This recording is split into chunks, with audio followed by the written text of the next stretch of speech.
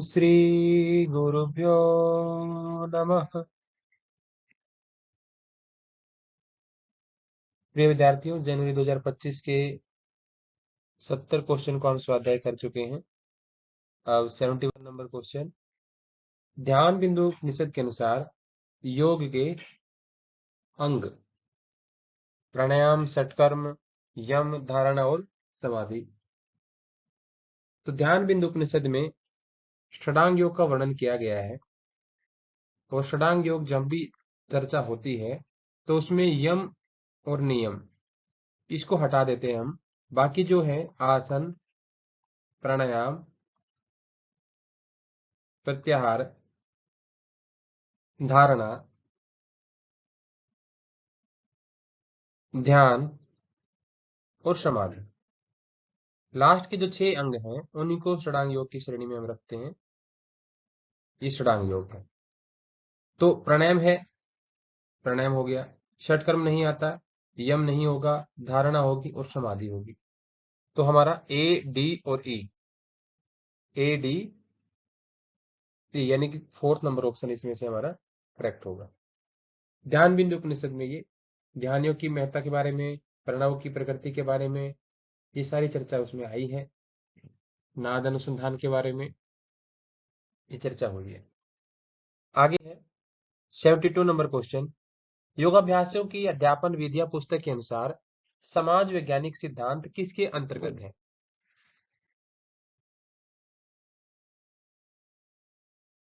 अध्यापन विधियों के स्रोत, अध्यापन साधन, कला और विज्ञान, अध्यापन विधियां। इन्होंने पूछा है कि समाज वैज्ञानिक सिद्धांत किसके अंतर्गत है। तो हमने देखा है कि वहां पर जो है अध्यापन विधियों के स्रोत में, पहले इनको समझ लेते हैं। अध्यापन विधियों के स्रोत, इसके अंतर्गत 5 सिद्धांत दिए गए हैं। पहला है यौगिक सिद्धांत, दूसरा है मनोवैज्ञानिक सिद्धांत, मनोवैज्ञानिक, तीसरा है शरीर संरचना एवं शरीर क्रिया, शरीर रचना व शरीर क्रिया सिद्धांत, शरीर क्रियात्मक सिद्धांत, क्रियात्मक। चौथा पॉइंट है इसमें हमारा शैक्षणिक सिद्धांत, एजुकेशनल। और पांचवा है सोशियोलॉजिकल प्रिंसिपल यानी कि समाज वैज्ञानिक सिद्धांत, समाज वैज्ञानिक। ये जो हमारा क्वेश्चन जिससे पूछा गया है, समाज वैज्ञानिक सिद्धांत यानी कि अध्यापन विधियों के ये स्रोत हैं। अध्यापन विधियों के स्रोत। अध्यापन के साधन की अगर बात करेंगे तो जो नीचे दिए गए अध्यापन साधन कौन से हैं? Black board, bulletin board, graphic साधन, पाठ्य पुस्तकें, मैग्नेटिक बोर्ड, यौगिक मॉडल, ओवरहेड प्रोजेक्टर, दीवार पोस्टर, चार्ट, योग की पिक्चर्स वगैरह, टेप रिकॉर्डर, ग्रामोफोन, ये सारे क्या है? टेलीविजन, एलसीडी, वीसीडी, ये सारे अध्यापन के साधन है। कला और विज्ञान की यहाँ पर चर्चा ही नहीं है, कला और विज्ञान से संबंधित ये नहीं है। अध्यापन विधियां कौन सी हैं? अध्यापन विधियां के मुख्यतः 2 भाग बताए गए, जिसमें से एक निर्देशन होती है और एक व्यवहारिक विधि होती है। एक में थ्योरेटिकल होता है, एक में व्यवहारिक चीजें, प्रैक्टिकल चीजें होती हैं। और एक पारंपरिक दृष्टि से अध्यापन के 2 विधियां हैं। एक है शिक्षा के अध्यापक केंद्रित, शिक्षक केंद्रित, और एक है विद्यार्थी केंद्रित। इसमें भी 2 विधियां हैं। और योगाभ्यास के अध्यापन विधियां पुस्तक में 7 प्रकार की विधियां दी गई है। योगाभ्यास के लिए 7 प्रकार की मूलभूत विधियां भी बताई गई है, 7 टाइप्स, जिसमें हमारी एक आती है व्याख्यान विधि, लेक्चर मेथड, निर्देशन अनुक्रिया विधि, व्यक्तिगत निर्देशन, समूह चर्चा, निर्देशित अभ्यास, परियोजना और प्रदर्शन विधि। ये 7 विधियां भी उसके अंतर्गत आती है। तो यहाँ पर हमसे समाज वैज्ञानिक सिद्धांत के बारे में पूछा गया था, लेकिन अगली बार इनमें से भी क्वेश्चन बन सकता है कि ब्लैक बोर्ड आदि ये सारी चीजें जो है ये किसके अंतर्गत आएंगे। तो आपको पता है कि भाई ये तो जो है ना अध्यापन के साधन के अंतर्गत आएंगे। जब बात हो जाए निर्देशित अभ्यास विधि, परियोजना विधि, प्रदर्शन विधि, ये किसके अंतर्गत आएंगे? ये अध्यापन की विधियां हैं। तो ये हमारा इसका तो फर्स्ट नंबर ऑप्शन इसका करेक्ट होगा। 73 नंबर क्वेश्चन है, योगाभ्यास के अध्यापन विधियां पुस्तक के अनुसार सूची 1 और 2 का मिलान करें। इससे पहले वाला क्वेश्चन भी हमने देखा था, उसमें हमने देखा अध्यापन विधियों के स्रोत और अध्यापन की विधियां, अध्यापन के साधन, तीनों की चर्चा हमने करी। तो यहाँ पर पूछ रहा है कि अध्यापन विधि से संबंधित कौन सा है। तो अध्यापन विधियां तो हमने देखी, छात्र केंद्रित और अध्यापन केंद्रित, है ना। और निर्देशित अध्यापन विधि या व्यवहारिक अध्यापन विधि, या योगाभ्यास के लिए 7 प्रकार की विधियों का वर्णन किया गया है। वो 7 प्रकार की विधियां भी हमने पिछले वाले क्वेश्चन में देखी थी।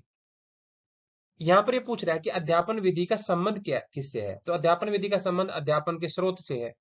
अध्यापन के स्रोत के अंतर्गत 5 सिद्धांत बताए गए थे। वो है शरीर संरचना और शारीरिक क्रियात्मक सिद्धांत, जिसको फिजियोलॉजिकल भी कह सकते हैं ना, शारीरिक क्रियात्मक या शारीरिक फिजियोलॉजिकल सिद्धांत। तो अध्यापन विधि का संबंध अध्यापन विधि के स्रोत से होगा, और अध्यापन विधि का स्रोत ये दिया गया है इधर। ठीक है। फिर उसके बाद कक्षा प्रबंधन। कक्षा प्रबंधन के लिए तो हमें क्या करना होगा? बैठक व्यवस्था को सुधारना होगा। बैठक व्यवस्था से संबंधित कक्षा प्रबंधन का। अध्यापन सामग्री कौन सी है इसमें से? दृश्य या श्रव्य और दृश्य, ऑडियो विजुअल, और सफल पाठ योजना के लिए अभ्यास का विश्लेषण। तभी पता लगेगा अभ्यास हमारा विश्लेषण जब करेंगे, सफल पाठ हमारी पाठ योजना सफल हुई कि नहीं हुई। तो हमारा थर्ड नंबर ऑप्शन इसमें से करेक्ट हो जाएगा। ए का 3, बी का 1, सी का 2 और डी का 4।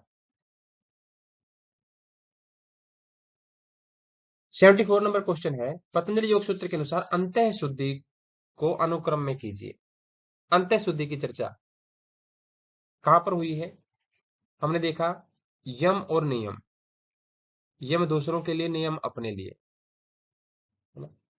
तो अहिंसा, सत्य, अस्तेय, ब्रह्मचर्य, अपरिग्रह यमः। शौच, संतोष, तप, स्वाध्याय से प्रणधानानि नियमा। तो इसमें जो शौच आता है ना नियम के अंतर्गत, ये शौच 2 प्रकार का है। एक आंतरिक, जिसको हम अंतः कह सकते हैं, और एक बाह्य, बाहरी।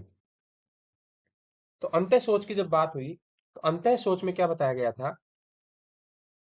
दूसरा पाद 41 नंबर सूत्र बताया, सत्व शुद्धि सोमनस्य एकांद्रियज आत्मदर्शन योगत्वानि च। यानी कि सत्व शुद्धि पहले नंबर पे क्या आएगा? सत्व शुद्धि। सूत्र से ही क्वेश्चन पूछ लिया, उस सूत्र को ही इन्होंने तोड़ दिया, यहाँ पर अलग अलग करके लिख दिया सीक्वेंस। तो पहले तो सत्व शुद्धि, सत्व शुद्धि का मतलब होता है अंतःकरण शुद्धि, अंतः शुद्धि। सत्व यानी कि अंतःकरण से संबंधित है यहाँ पर। सत्व शुद्धि के बाद आता है शोमन, है ना। शोमन यानी कि प्रसन्न मन, प्रसन्न मन। शोमन का मतलब यहाँ पर सुमन हो जाएगा, सुमन, ठीक है ना। सुमन यानी कि अच्छा मन। एक है दोरमन, यानी कि जिस मन में दुख पैदा हो गया हो। एक शोमन, जिसमें प्रसन्नता पैदा होती है। फिर उसके बाद आती है एकाग्रता। सत्व शुद्धि शोमनस्य एकांद्रिय, एकाग्र इंद्रिय, एकाग्रता यानी कि चित्त की एकाग्रता की चर्चा हो रही है यहाँ पर, चित्त की एकाग्रता। फिर चौथे नंबर पे क्या आ रहा है? इंद्रियज, यानी कि इंद्रियों का वश में होना, इंद्रियज। फिर उसके बाद आ रहा है आत्मदर्शन, आत्मदर्शन यानी कि आत्म साक्षात्कार। ये 5 चीजें उसमें दी गई हैं। तो उन्हीं पांचों को यहाँ पर सीक्वेंस में लगाने के लिए कह रहा है। तो पहले तो क्या होगा? सत्व शुद्धि यानी कि अंतःकरण की शुद्धि।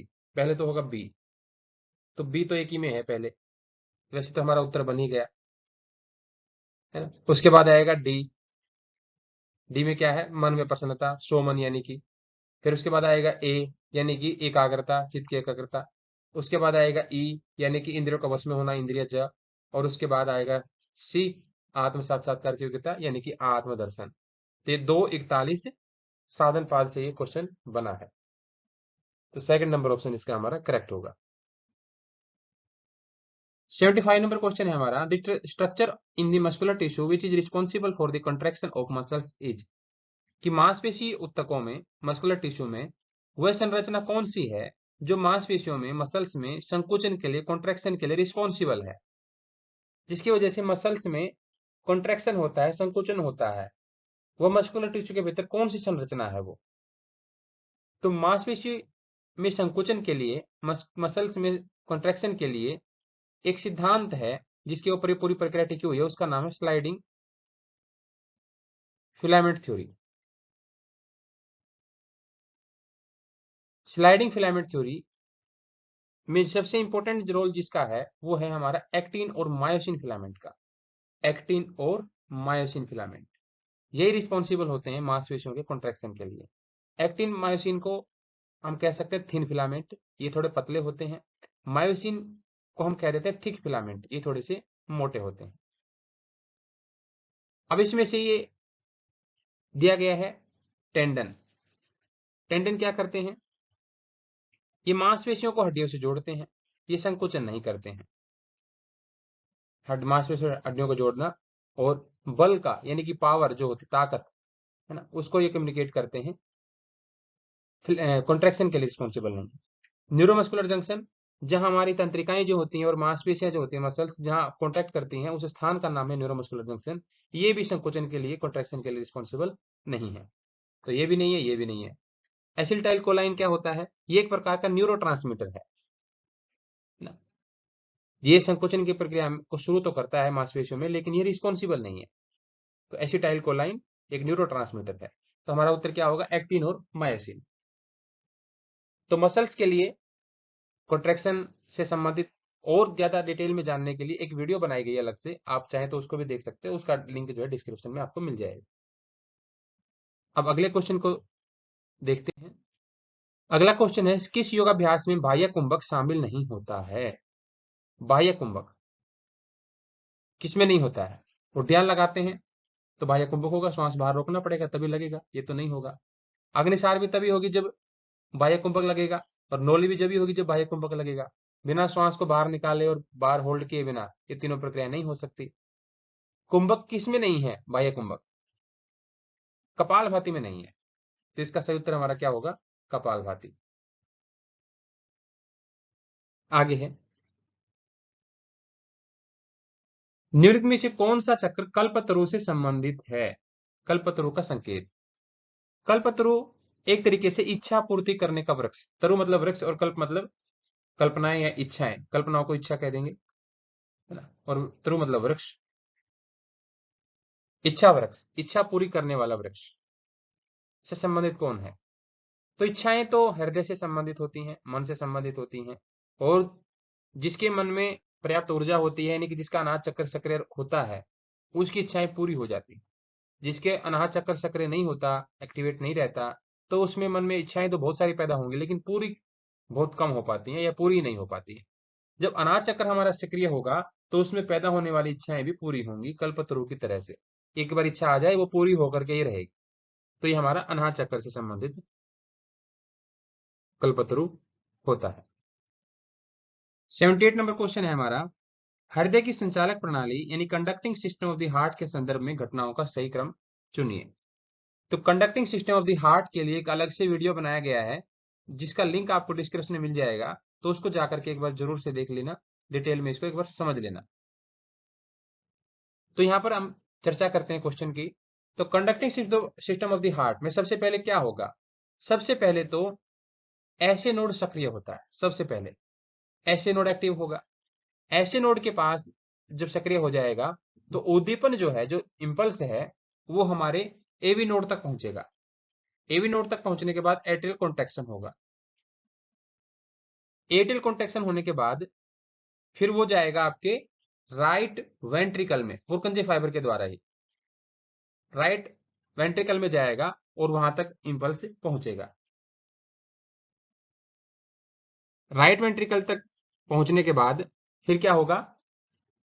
फिर आपका जो पुरकंजे फाइबर के द्वारा ही वो जो स्टिमुलस है वो वेंट्रिकुलर मायोकार्डियम तक पहुंचेगा। और वेंट्रिकल मायोकार्डियम तक पहुंचने के बाद फिर हमारा जो आलिंद है, जिसको हम कहते हैं आर्टेरियल कॉन्ट्रैक्शन और वेंट्रिकल कॉन्ट्रैक्शन, उसकी शुरुआत यहां पर हो जाती है। तो सबसे पहले क्या होता है? ऐसे नोड एक्टिव होता है। ऐसे नोड एक्टिव होने के बाद फिर आपका जो इम्पल्स है वो एबी नोड तक पहुंचेगा और आर्टियल कॉन्ट्रैक्शन आरंभ हो जाता है, शुरू हो जाता है। फिर उसके बाद वो राइट वेंट्रिकल में पुरकुंजी फाइबर के द्वारा पहुंच जाता है, वहां पर इम्पल्स का प्रसार हो जाता है, यानी कि पुरकुंजी फाइबर के द्वारा राइट वेंट्रिकल में। फिर राइट वेंट्रिकल में जब उद्दीपन का प्रसार हो जाता है, फिर पुरकुंजी फाइबर के द्वारा ही वो वेंट्रिकुलर मायोकार्डियम तक वो पहुंच जाता है, इम्पल्स यानी कि वेंट्रिकुलर मायोकार्डियम तक वो पहुंच जाएगा। और जब एक बार वेंट्रिकल मायोकार्डियम तक पहुंच जाएगा तो उसके बाद फिर वेंट्रिकुलर कॉन्ट्रैक्शन और आर्टियल कॉन्ट्रैक्शन की शुरुआत हो जाती है, यानी कि सी ए ई और D B. Fourth number option हमारा इसमें से करेक्ट होगा। तो सिगमुंड फ्राइड के अनुसार 79 नंबर क्वेश्चन, व्यक्तित्व संरचना का जैविक घटक अथवा ईड, ईड जो होता है जैविक घटक होता है, उसके लक्षण क्या है, लक्षण पूछ रहा है यहाँ पर। तो व्यक्तित्व संरचना के 3 घटक बताए हैं सिगमुंड फ्राइड ने। एक को बताया है ईड, ईगो और सुपर ईगो।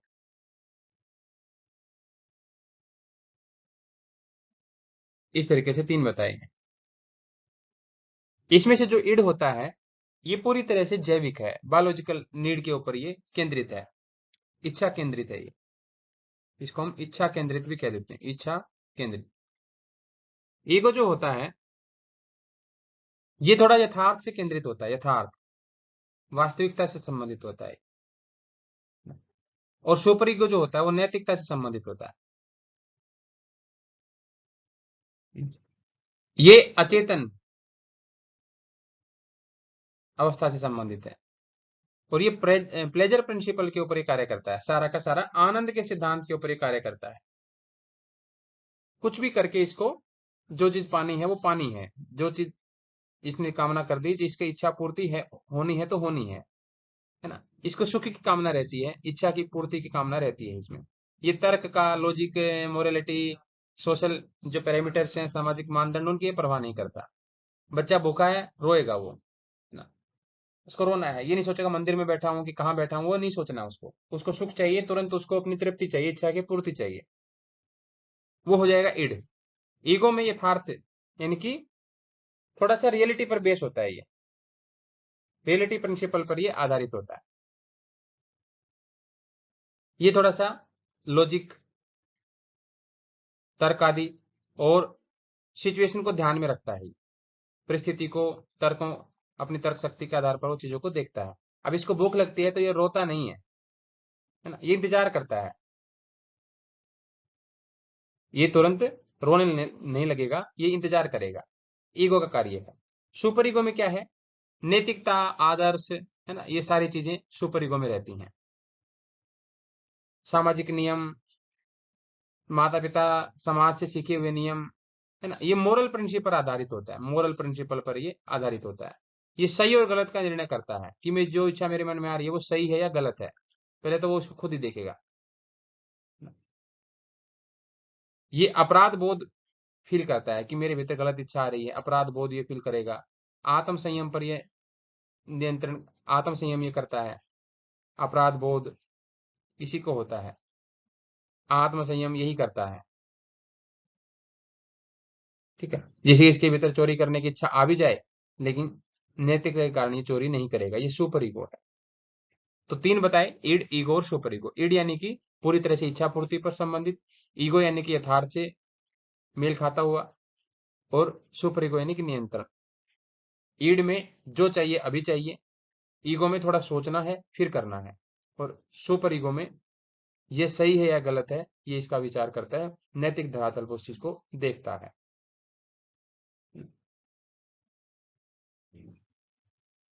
जैसे एक छोटा बच्चा है, वो चॉकलेट देखता है, उसको चाहिए तो ईड है।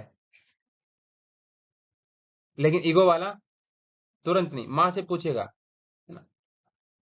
छोटा बच्चा जो होगा वो देखते ही उठा लेगा, चाहे दुकान पे पहुंच जाए चाहे कहीं चले जाए, वो ईड वाला तुरंत देखा उसने, वो नहीं देखता किसकी है दुकान, कौन है, वो तो सीधा उठा लेगा। ईगो वाला क्या करेगा, सोचेगा और माँ से पूछेगा, माँ मुझे चाहिए। तो सुपर ईगो वाला क्या करेगा, नैतिक धरातल पर देखेगा कि माँ ने पहले मना किया था कि नहीं खाना है, तो वो सही और गलत के आधार पर चीजों को देखेगा, वो मना कर देगा। तो ये गलत है, तो ये सुपर ईगो है। तो इसमें से पूछ रहा है कि ईड के लक्षण कौन से हैं। अब देख लेते हैं ईड के लक्षण कौन से हैं। तो इसे बताया गया है कि भाई वह आनंद सिद्धांत द्वारा नियंत्रित होता है। बिल्कुल सही, आनंद सिद्धांत द्वारा नियंत्रित होता है, ठीक है। ये कार्यपालिक शाखा के रूप में मान्य है, कार्यपालिक शाखा के रूप में, यानी कि ये यथार्थ के धरातल पर निर्णय लेता है। गलत, ये तो ईगो लेता है। यथार्थ के धरातल पर कार्यपालिक शाखा के रूप में ये मान्य नहीं है। ये वास्तविकता सिद्धांत द्वारा नियंत्रित होता है, नहीं, ये भी गलत, ये भी ईगो का लक्षण है। ये व्यक्तित्व की नैतिक शाखा है, ये भी गलत, ये सुपर ईगो का लक्षण है। ये पूर्णतः अचेतन है, अनकॉन्शियस है, ये बिल्कुल ठीक है ना। तो ए और ई इसमें सही उत्तर हमारा होगा, पहला ऑप्शन करेक्ट होगा। आगे है 80 नंबर क्वेश्चन है हमारा। जालंधर बंध, मूल बंध, अंतर और बहिर्कुंभक के सहित नाड़ी शोधन प्राणायाम करने के, जालंधर बंध मूलबंध के साथ अंतर और बाह्य कुंभक के साथ नाड़ी शोधन के अभ्यास की अनुशंसा रिकमेंडेशन निम्नलिखित इसके लिए की जाती है। अब 4 ऑप्शन दिए गए हैं, पाइल्स, कोलाइटिस, हृदयदाह, हार्टबर्न और टॉन्सिलाइटिस। तो नाड़ी शोधन जब हम करेंगे, और इसमें यहाँ पर मुख्यतः बता दिया बंद लगाने की बात, तो मेन हमें यहाँ पर बंद देखना है। तो बंद जो लगाएंगे, तो पाइल्स में क्या होता है, हमारा जो एनएस पार्ट की जो मसल्स होती हैं वो थोड़ा सा लूज हो जाती है, ढीली पड़ जाती हैं, जिसको हम बवासीर भी कह देते हैं। तो उनको थोड़ा सा टाइट करने की आवश्यकता होती है। तो टाइट वो जब भी होंगी जब उसमें हम बंद लगाएंगे, होल्ड करेंगे, अंदर की ओर उसको खींचेंगे। मूलबंद में मसल्स जो है अंदर की ओर खींच जाती हैं, तो इसमें तो हम कर ही सकते हैं। बाकी दूसरे ऑप्शन को भी देख लेते हैं। कोलाइटिस, बड़ी आंत, लार्ज इंटेस्टाइन का सेकंड जो हिस्सा है, कोलोन, उसमें इन्फ्लामेशन हो जाना, कोलाइटिस। तो इन्फ्लामेशन जहां भी होती है वहां पर हम कुंभक नहीं लगा सकते, उससे और ज्यादा इन्फेक्शन होने के चांसेस, या वहां पर जो लेयर होती है वो कमजोर पड़ जाती है, और उससे भी अगर बंद लगाएंगे तो ज्यादा प्रेशर पड़ने की वजह से कुछ भी ब्लीडिंग का, कुछ भी क्रैक हो सकते हैं, और उसमें दूसरी समस्याएं पैदा हो जाती हैं। हार्ट बर्न में भी एसिडिटी, पेट में, स्टमक में HCl जब ज्यादा बढ़ जाए, जलन होने लग जाए, है ना, तो उसमें भी बॉडी में हीट बढ़ रही होती है, जलन हो रही होती है, और उसमें भी अगर हम बंद लगाएंगे तो बंद लगाते समय वो हीट जो है ऊपर की तरफ बढ़ेगी, तो हार्ट बर्न और ज्यादा तेज होगा, एसिडिटी की प्रॉब्लम और ज्यादा बढ़ेगी, तो उसमें भी हम नहीं करेंगे।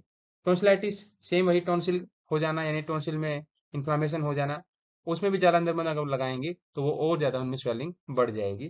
तो इन तीनों में तो हम नहीं करेंगे। तो रिकमेंड किसमें कर सकते हैं, पाइल्स में जो है बंद के साथ नाड़ी शोधन अभ्यास की अनुशंसा या रिकमेंडेशन की जा सकती है। तो ये हमारे इस प्रकार से 80 क्वेश्चन पूरे हो गए।